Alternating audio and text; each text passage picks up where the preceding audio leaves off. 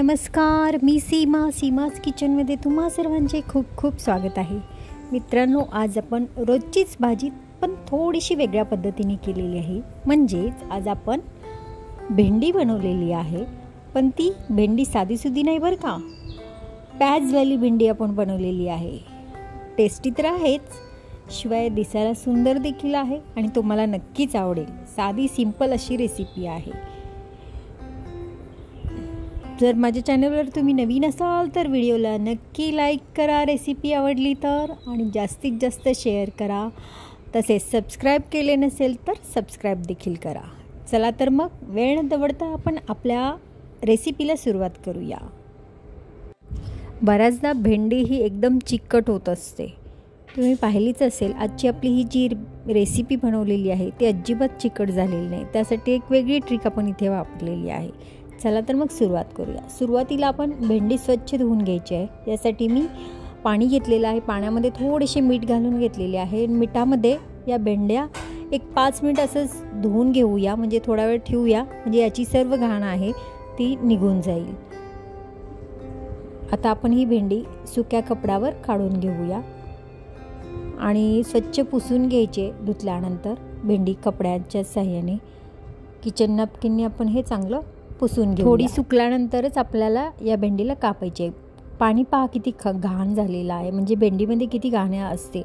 आता भेंडी स्वच्छ पुसून झालेली आहे, सुकलेली आहे. आता आपण ही भेंडी जास्त पण छोट्या आकारात कापायची नाही आहे. मी दाखवेलच तुम्हाला मी कशी कापलेली आहे. एकदम जर तुम्ही छोटी छोटी कापली तर भेंडी जास्त चिकट होण्याचे चान्सेस असतात. आता ही भेंडी मी अशा पद्धतीने सर्व कापून घेते आहे. भेंडी आपली सर्व कापून झालेली आहे. आता भेंडी चिकट होऊ नये यासाठी काय करायचे, सुरुवातीला आपण भेंडी एक पॅन घेतलेला आहे आणि मिडल गॅसवर आपण हा पॅन ठेवलेला आहे. या पॅनमध्ये थोडंसं तेल घालून घेऊया. मी इथे लाकडी घाण्याचे कढई तेल वापरते जेवणासाठी. आता थोडेसे तेल गरम झाल्यानंतर याच्यामध्ये जी आपण भेंडी कापून घेतलेली आहे ती टाकून थोडीशी भाजून घ्यायची. भाजून घेतल्यामुळे काय होते, जी भेंडी असते ती आपली अजिबात चिकट होणार नाही. बरेच जण यामध्ये लिंबूचा रस पिळतात, कारण हे भेंडी चिकट होऊ नये म्हणून. पण मी ते कोणत्याही प्रकारचा लिंबूचा रस वगैरे अजिबात वापरलेला नाही आहे. फक्त अशी थोडीशी भाजून घ्यायची आहे. भेंडीमध्ये चिकटपणा जास्त असतो आणि तो चिकटपणा भाजीमध्ये सुद्धा उतरतो, म्हणून बऱ्याच लोकांना भेंडीची भाजीच अजिबात आवडत नाही. तर आजची आपली अशी रेसिपी आहे की आपली भेंडी अजिबात अशी चिकट होणार नाही, ती तुम्हाला समजेलच. चला तर मग आता आपली ही भेंडी भाजून झालेली आहे. थोडीशी भाजून घ्यायची आहे. थोडंसं म्हणजे याचा एकदम थोडासा कलर चेंज झाल्यानंतर लगेच आपण ही भेंडी साईडला काढून घ्यायची. आता हा पॅन आपण साईडला ठेवलेला आहे. आता कढईमध्ये, एका खोलगट कढईमध्ये मी 2 टेबलस्पून तेल घालून घेते आहे. तेल चांगले गरम करून घ्यायचं आहे आणि या तेलामध्ये आपण 1 टीस्पून मोहरी घालून घेतलेली आहे.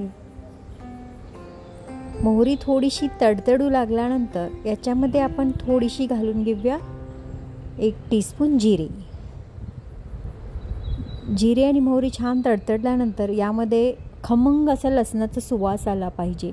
अशासाठी मी काय केलेले आहेत, 8 ते 9 पाकळ्या लसणाच्या अगदी बारीक चिरून घेतलेल्या आहेत. आणि हे बारीक चिरलेला लसूण आपण या तेलामध्ये खमंग असा सुगंध सुटूपर्यंत आपण भाजून घ्यायचा आहे. त्याचबरोबर आपण याच्यामध्ये 1/4 टीस्पून हिंग पावडर घातलेली आहे. हिंग पावडर मी थोडीशी लेटच घातलेली आहे, कारण आपण जर डायरेक्ट तेलामध्ये टाकलं तर जळू शकते, म्हणून थोडीशी मी लसणासोबत भाजून घेतलेली आहे. त्याचबरोबर 2 मोठे कांदे घेतलेले आहेत. ते मी लांबट आकारात कापलेले आहेत, कारण आपल्या भेंडीचे नावच आहे प्याजवाली भेंडी, त्यामुळे इथे मी 2 कांद्यांचा वापर केलेला आहे. कांदे कापत असताना कांदा सुटसुटीत होण्यासाठी काय करायचं आहे, वरची जी कांद्यासोबत गाठ असते ती पूर्णपणे कोरून काढून घ्यायची आहे, म्हणजे कांदा कापल्यानंतर अगदी सुटसुटीत होतो. त्याचबरोबर कांदा भाजताच आपण याच्यामध्ये हिरवी मिरची घातलेली आहेत. या तिखट हिरव्या मिरच्या आहेत, त्यामुळे मी इथे 4 हिरव्या मिरच्या बारीक चिरून घातलेल्या आहेत. कांदा मिरची आता आपण सोबतच भाजून घेऊया। कांदा थोडासा आपण ब्राऊन कलर येईपर्यंत चांगला मिडल गॅसवरच आपल्याला हे भाजून घ्यायचं आहे। मोठ्या गॅसवर भाजला तर कांदा फक्त ब्राऊन होईल, पण थोडासा आतून कच्चा राहिल्यासारखा वाटेल, म्हणून मध्यम आचेवरच आपल्याला हे भाजून घ्यायचं आहे। पहा, कांद्याचा कलर आता चेंज होत आलेला आहे। अजून थोडा वेळ आपण हा कांदा चांगला भाजून घेऊयात। कांदा भाजून झाल्यानंतर याच्यामध्ये आपण अर्धा टीस्पून हळद पावडर घालून घेतलेली आहे, तसेच चवीनुसार मीठ घालून घेतलेले आहे। एक छोटी म्हणजे आपण हिरव्या मिरच्या वापरलेल्या आहेत, त्यामुळे फक्त कलरसाठी म्हणून मी अर्धा टीस्पून मिरची पावडर घातलेली आहे आणि अर्धा टीस्पून आपण धणे जिरे पूड घालून घेतलेले आहे। हे पावडर मसाले आपण या कांद्यामध्ये चांगले परतवून घेऊया। त्यानंतर आपल्याला यामध्ये थोडंसं आपण अजून कलर थोडंसं डार्क येण्यासाठी इथे आपण काश्मीरी मिरची पूड अर्धा टीस्पून वापरलेली आहे। कलर पहा खूप सुंदर आलेला आहे। आपण जास्त प्रमाणात कोणतेही मसाले इथे वापरलेले नाहीत।